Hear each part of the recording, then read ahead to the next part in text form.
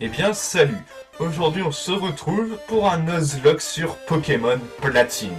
Alors, pour un rappel des règles que je me suis fixé, c'est un Pokémon par zone, un Pokémon KO est un Pokémon mort, je suis soumis à un level cap, j'ai le droit d'utiliser des objets en combat parce que moi je suis un petit peu nul, mais par contre je me suis interdit les objets tenus. Et ce challenge est un random, ça veut dire qu'à l'aide de la Pokémontre et d'un site qui va générer des chiffres aléatoires sur internet, on va déterminer des Pokémon aléatoirement à croiser dans les hautes herbes pour se faire nos équipes. Et donc on va récupérer une première fois la Pokémontre, sauf que le jeu va crash.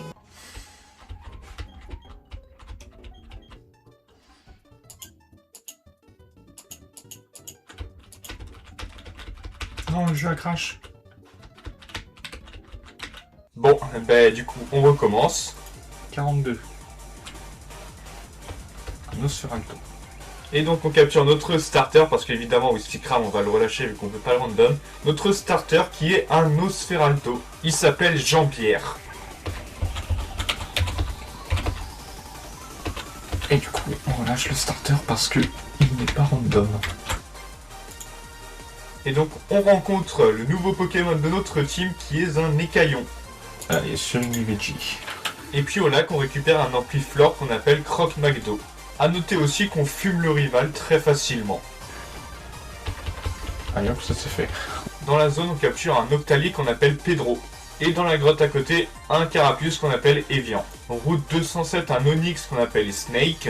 Et pour finir avant l'arène, un Mimitos qu'on appelle Toz. Par la suite, c'est tout logiquement qu'on affronte le champion de l'arène de Charbourg. Avec Evian et Surimi Veggie, ce fut une promenade de santé, même si Surimi a failli crever. Et avec la rivale, on bat très facilement les sbires de la Team Galaxy. Au 204, on capture un excellent qu'on appelle Doberman. Et puis dans la grotte juste au-dessus, boule en main le Simularbre. On récupère par ailleurs Jean-Luc le Pikachu aux éoliennes. Contre l'admin de la Team Galaxy, on arrive à battre le Nosferalti très facilement grâce à Jean-Luc. Ça se corse contre le Chaffreux prématuré.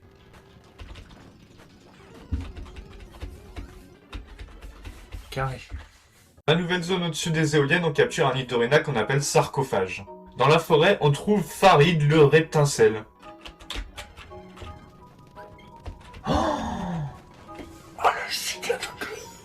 Champion 2 qui devra faire mieux que le Dratak de noir et blanc. Champion. Et dans la grotte, un Libégon qu'on appelle Vélocirapt. Je pense que vous vous en doutez, mais avec Farid, la reine plante, ça a été assez facile.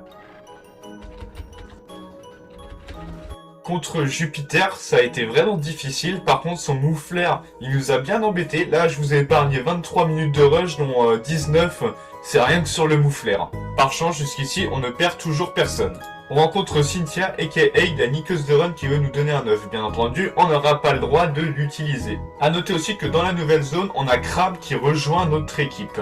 Et dans une autre zone, on trouve un Léviator qu'on appelle Terreur. Contre la championne anglaise, là. Ce fut un petit peu compliqué contre le Magirève, on perd Croc-Magdo. On finit avec Jean-Pierre qui fait morsure. Le sacrifice de Croc-Magdo était obligatoire parce que Jean-Pierre se serait fait two-shot.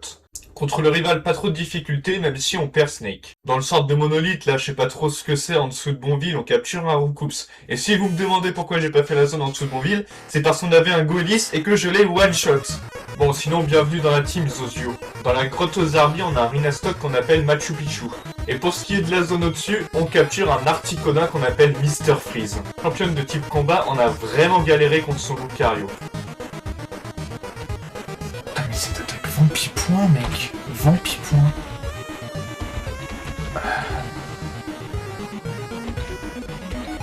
Évidemment. Et donc, vous vous rappelez, je me suis autorisé d'utiliser des objets en combat, parce que je suis un petit peu nul pour les Nuzlocke, et donc je vais profiter de ça. Ce que je vais faire, c'est que je vais spammer les potions, jusqu'à ce que Lucario n'ait plus que lutte à proposer. Strat de chien, mais strat efficace. On a quand même perdu 3 Pokémon, Zozio, Evian et Farid. Dans une nouvelle zone, on capture un Smogogo qu'on appelle Paix. A noter qu'on crit un Leufoury qu'on aurait pu capturer. Contre Clovis Cordillac, on se fait plaisir, on one-shot son Léviator, ça se met en x4. Autrement, pas plus de difficulté que ça, on a vraiment marché sur l'eau. On réveille les Psycho-Quacks à l'aide d'une potion secrète donnée par Cynthia, et puis Cynthia elle arrive 2 secondes après. Je me suis toujours demandé pourquoi elle s'en est pas chargée elle-même de réveiller les Psycho-Quacks. À Célestia, on tabasse Helios. Si tu veux créer un nouvel nouvel univers, va quand même falloir être un peu plus fort que ça. Se dirigeant vers le prochain champion, on capture un tas de morphes qu'on appelle Paris. Je suis presque fait dessus contre le rival parce que j'avais souvenir qu'il était dur, mais en fait c'est passé comme une lettre à la poste. Contre le champion de type acier, quelques difficultés, et on perd Mr. Freeze. En comptant le champion de type acier et l'admin de la Team Galaxy du lac, ça commence vraiment à se remplir la boîte des morts. En direction de Free Mapic, on trouve un OO qu'on appelle O. Avec O et Nidoqueen, on gagne le 7ème badge en perdant juste Terrorman. Après avoir capturé un Galégon qu'on a appelé Future Goat, on retrouve le rival qui s'est fait détruire par Jupiter. Au QG de la Team Galaxy, on retrouve Helio qui veut sa petite revanche. Y a pas à dire, c'était quand même un petit peu plus difficile que la première fois. Je savais qu'il allait me mettre un crit, cet enfoiré de merde. Alors contre Helio, on perd personne, mais n'oubliez pas qu'il y a son pote Saturne. En fait, je sais même pas pourquoi je fais du suspense. Parce qu'on a fumé avec Jambière et Crabe. Une fois rendu au Mont Couronné, et sur les colonnes lance, on a un combat double qui est vraiment très risqué.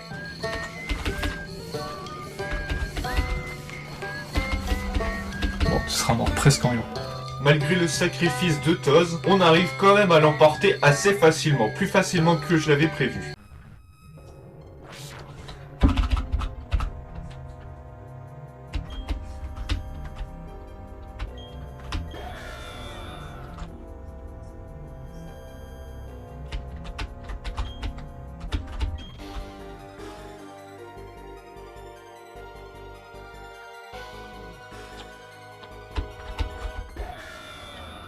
On fait une petite promenade dans le monde Distorsion et puis ensuite on affronte Helio.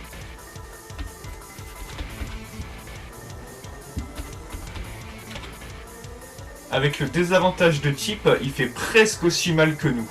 Le combat s'annonçait donc assez compliqué. Obligé de sacrifier Future Goat qui ne sera jamais devenu Goat pour économiser un tour. Et mine de rien, comparé aux autres fois, on a vraiment sué là pour le coup.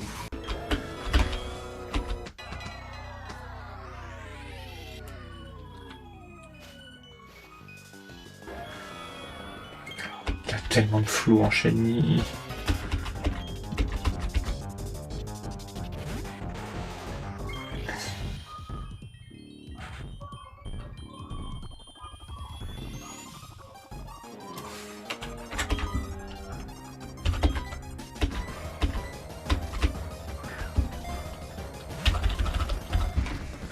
Évidemment, comme il a du flou en shiny, on le capture. Non, je déconne, on va tout de suite le relâcher parce qu'on n'a pas le droit de l'utiliser. Cela dit, je pense que je peux dire sans trembler que Giratina Shiny, c'est mon shiny préféré. Oh.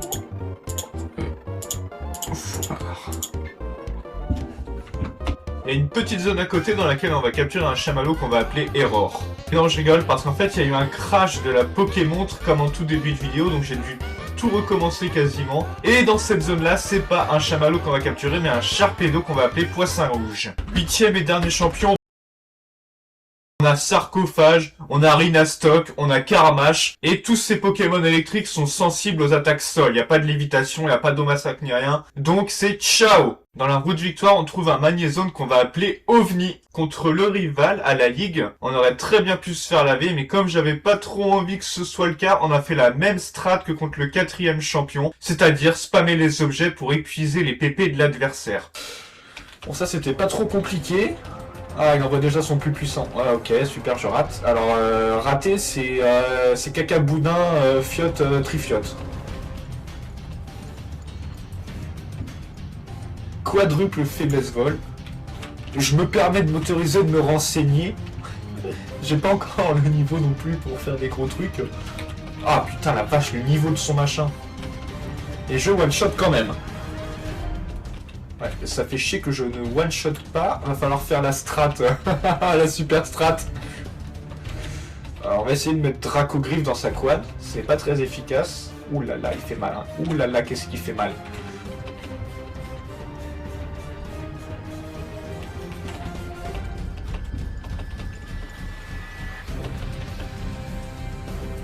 Voilà.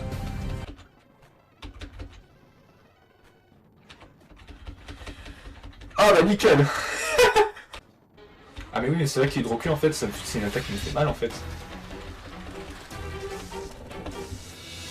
Donc la tempête sable, ça ne me fait rien. Attends, parce que lui il tape dans le physique ou dans le spécial majoritairement? Telluri Force c'est physique, Hydroqueue c'est physique, Psy Coup de Boule c'est spécial. Oh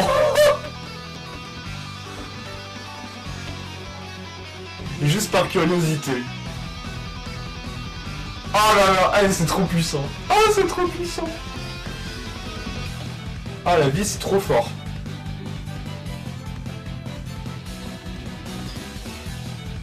Bon, tu résistes, hein, ouais. Mais ça te fait pas mal. Ah, elle est au petit, cette strat, hein. Elle est au petit, cette strat.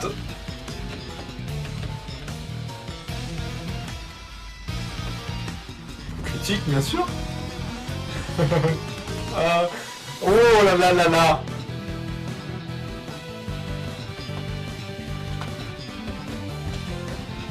Je sais très bien que ce machin-là, il avait destruction. Merci, mon pote. Bon, ça pousse les attaques feu, tu vois. Ah, ça fait mal quand même, hein. Non. On va éviter. Alors ce qui serait bien c'est qu'il utilise tous ses vibros obscurs parce que si ça fait aussi mal, autant te dire que c'est la merde. Ok, à moi de jouer. Parfait.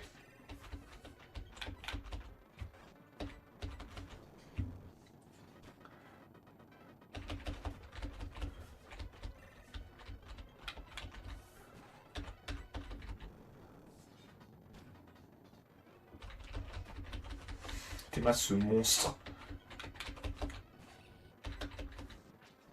Ah, il attaque en premier? Ah la vache, oh la vache.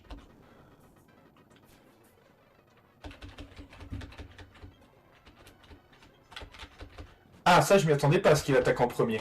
Ah, ça j'avoue que c'était pas attendu, c'était pas espéré, tu vois.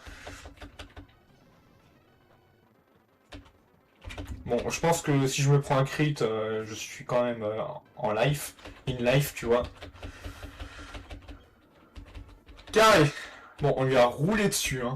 On fait le malin, mais contre Lucio, ça a quand même été un petit peu difficile par moment. J'ai failli perdre Karchakroc 3 fois contre lui, pour vous dire. Donc va vraiment falloir qu'on fasse attention contre Cynthia. Et oui, parce que c'est maintenant que les emmerdes commencent. En vrai, jusqu'ici, les choses se sont plutôt bien passées, hein.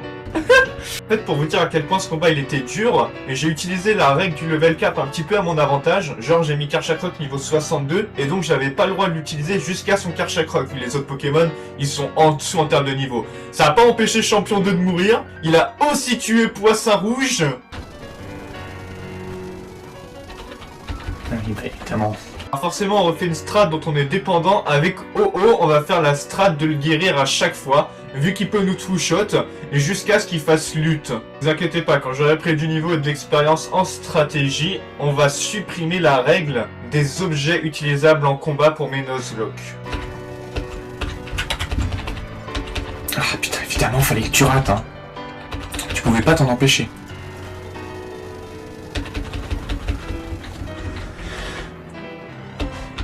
Et donc on a réussi à faire le challenge. Malgré qu'on se soit aidé en utilisant des objets en combat, ça a été assez difficile, on a perdu pas mal de Pokémon. Quand j'aurai pris de l'expérience, je serais curieux de voir ce que je suis capable de faire sur Pokémon Platine, même juste normal, avec le vrai Nuzlocke. En attendant, je considère le challenge comme validé, et puis moi, je vous souhaite une bonne continuation les gens.